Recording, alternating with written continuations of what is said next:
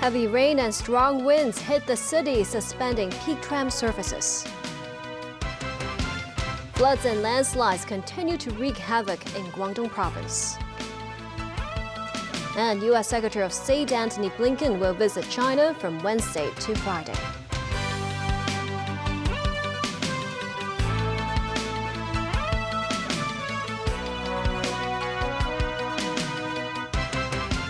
Good evening, and thank you for joining us.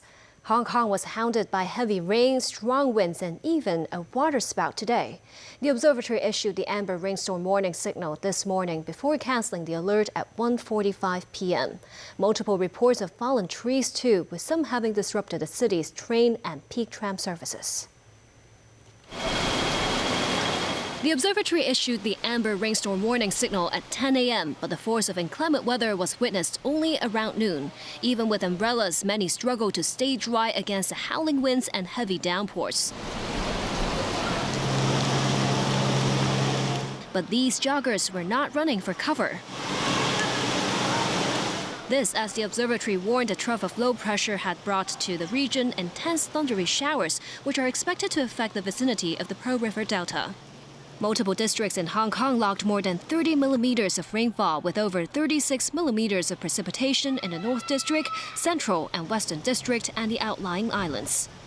Half an hour before the amber alert took effect, the observatory also received reports of a waterspout spotted off Clearwater Bay. The city's forecaster expects that thundery showers are here to stay, and the weather would likely remain unstable between the middle and the latter parts of this week. Apart from heavy downpours, Hong Kong continues to be pounded by strong gusts.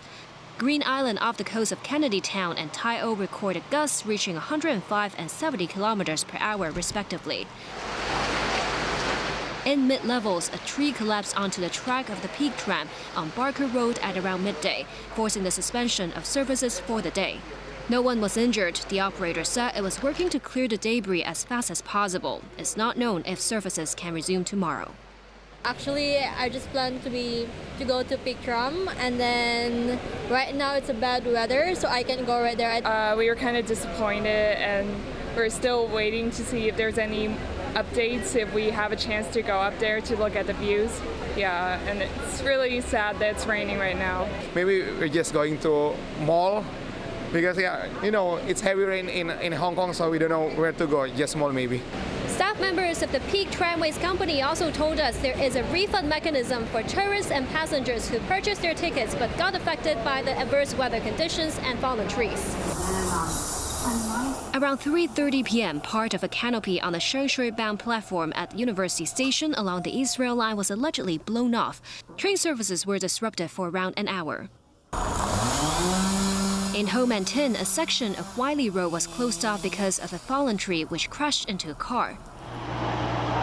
In Causeway Bay, this canopy dangling precariously on a high-rise building, suspected to be blown off by strong gusts. Firefighters were dispatched to remove the structure. Meanwhile, the torrential rain around Guangdong province has forced delays of multiple high-speed train journeys. Some mainland-bound travelers were worried that more train services might be cancelled and tried to head up north earlier today.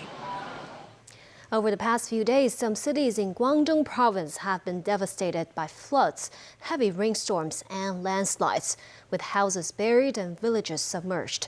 Guangdong authorities also warned that Beijiang, the northern tributary of the Pearl River, is set to experience flooding with a severity unseen in nearly a century.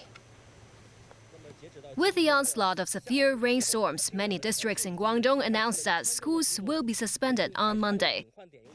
In the city of Shaoguan as of Saturday, the cumulative level of precipitation in April already surpassed 580 millimeters, breaking local records for the month. Mainland media also reported landslides during the rainstorm, burying multiple houses. It's not confirmed if there were people inside. Authorities are working to clear the roads for rescue teams to get into the town, which is now cut off from water and electricity supplies. The Hydrological Bureau at Guangdong province said multiple monitoring stations around Beijiang's river basin recorded water levels that surpassed the alert line. Expecting the flood level to peak on Monday, authorities have opened the sluice gate of a reservoir to release some floodwater.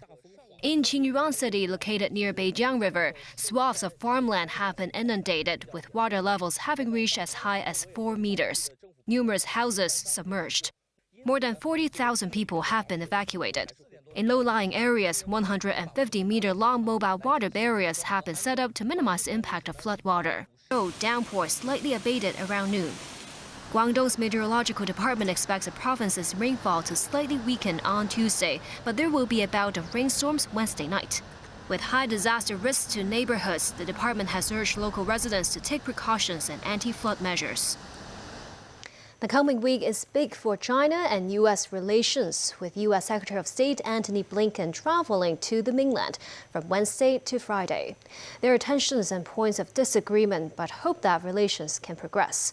On a weekend where the U.S. has approved aid for Ukraine's war effort, Washington says it is prepared to act against Chinese companies supporting Russia. David Garrett with more. When meeting with G7 leaders in Italy 2 days ago, the US Secretary of State said any support Russia could be receiving from China demonstrates that security throughout the world is connected. Indivisible, Antony Blinken called it. Beijing has denied supporting Russia's war or assisting their military in Ukraine. Officials in Washington say the US will act against Chinese companies offering services to Moscow. We have long made clear to the People's Republic of China that we would have concern with any actions that they took to support Russia's war in Ukraine. It comes after the US House of Representatives passed a bill that should lead to almost $61 billion in aid for Kiev. This could cause tension during Blinken's visit. Relations between China and America have improved over the last year.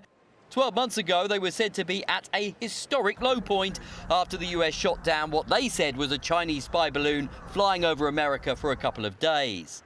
President Xi Jinping and Joe Biden spoke on the phone last month in a sign that things continue to get better. Treasury Secretary Janet Yellen visited Guangzhou and Beijing at the start of the month. The two countries' defense chiefs have spoken recently.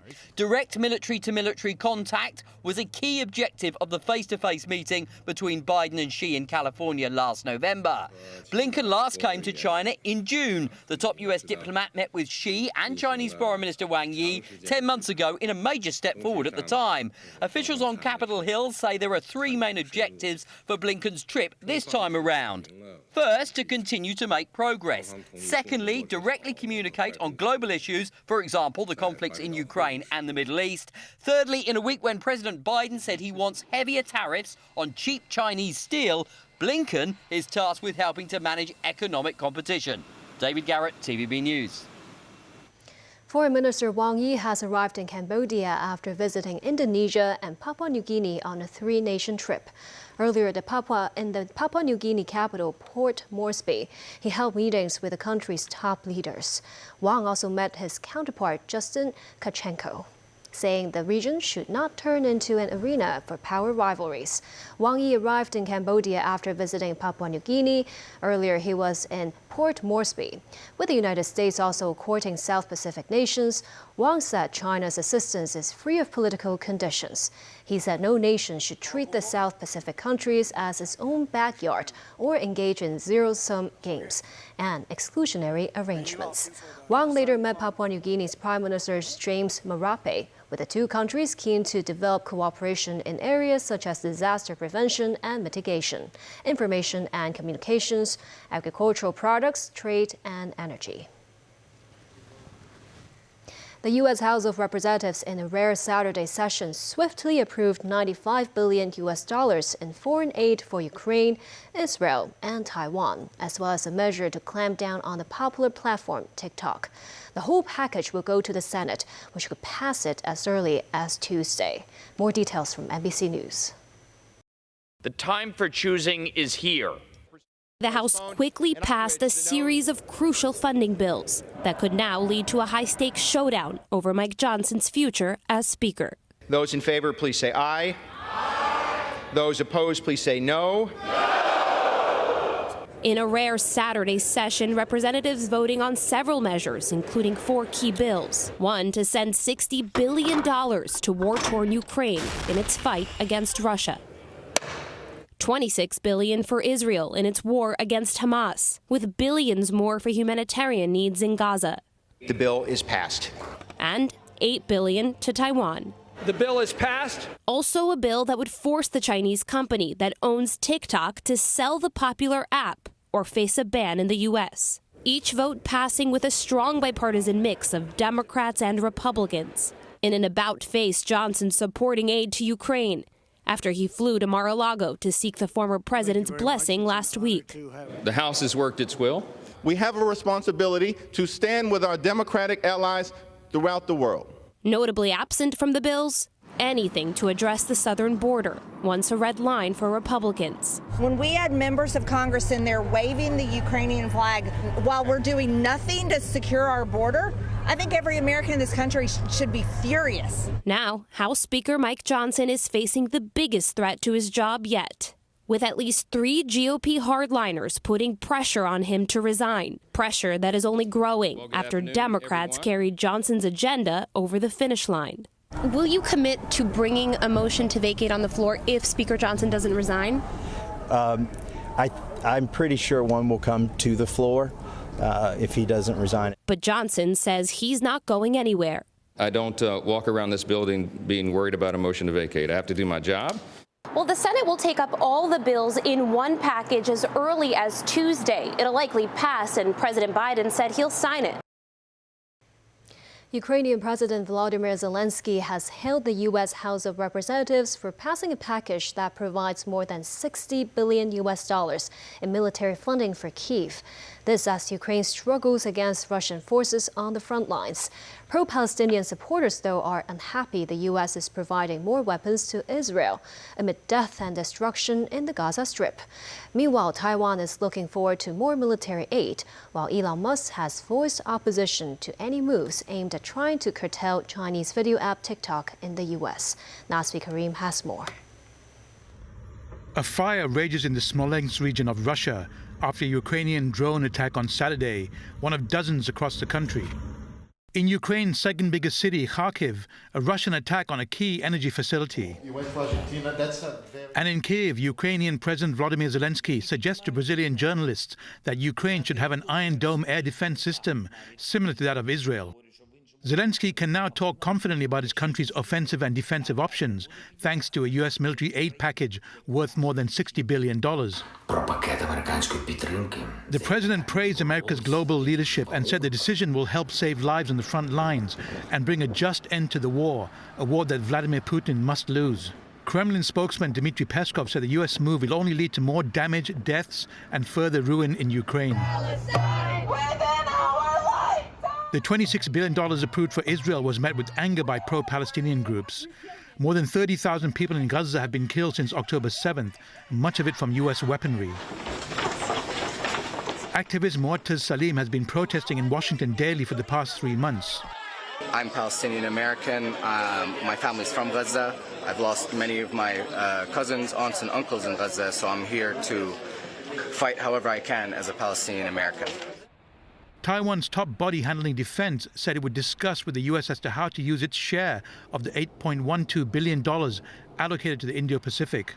Taiwanese officials say more than a dozen mainland military aircraft had crossed the median line of the Taiwan Strait over the previous 24 hours.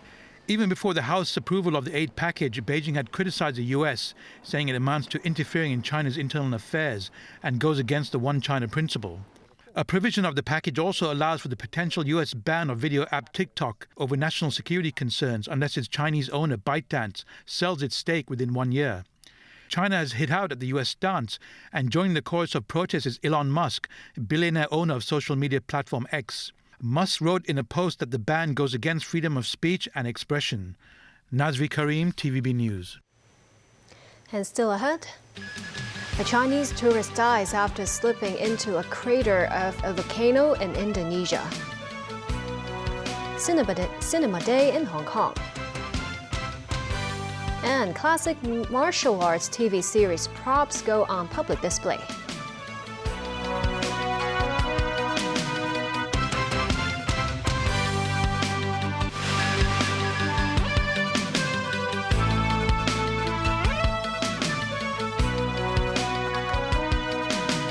Welcome back. A tourist from China died after slipping into a crater at Mount Ijen in Indonesia's East Java. The 31-year-old woman fell in by accident when posing for a picture on or near a tree branch that hangs over the famous Blue Crater Lake. It is thought she tripped on her long dress. She fell 75 meters to her death. Rescuers found her after 2 hours. The deceased suffered a broken leg and died of other impact injuries. She was part of a tour group with her husband. They had already made the popular night climb but stayed near the cliff edge to watch the sunrise on Saturday morning and decided to capture the moment on camera. The Ijen volcano complex is one of Java's most popular tourist destinations. Travelers experience stunning sulfur lakes and spectacular views. 2 Japanese Navy helicopters carrying 8 crew members crashed in the Pacific Ocean south of Tokyo during a nighttime training flight on Saturday. Japan's defense minister says the 2 aircraft may have collided. 1 crew member has been confirmed dead as rescuers search for 7 others still missing. The 2 SH-60K choppers from the Maritime Self-Defense Force were carrying 4 crew members each. They lost contact late Saturday near Torishima Island, about 600 kilometers south of Tokyo.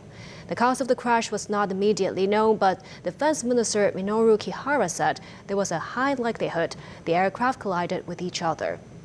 Rescuers have recovered a flight data recorder and fragments from both choppers in the same area, signs that the 2 SH-60Ks were flying close to each other. Today is Cinema Day. Members of the public can enjoy films at a cost of $30 per ticket across 63 participating cinemas. Mo Sang-ai reports. Despite the gloomy weather today, the cinema in Sampogong was busy. People came to the cinema for 2 reasons: to enjoy a film at a $30 discounted price and to say farewell to the venue. GH Kai Tak has been in operation for 6 years, but it will be closed down permanently after Cinema Day. This mother and son, who live in the neighborhood, said they will miss the cinema because the tickets there are often cheaper than elsewhere. She added she found the closure of the cinema unexpected and abrupt. In Mongkok, this theater was also full of moviegoers. Some people lined up to buy tickets, while others get them from self-service machines.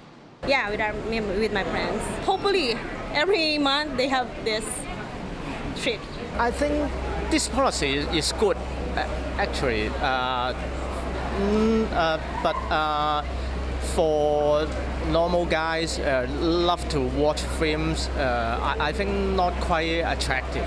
But I think for normal people, for example, go out to watch film once or twice per year, I think it will have some attractive point. Cinema Day is one of the highlights of the Hong Kong Pop Culture Festival.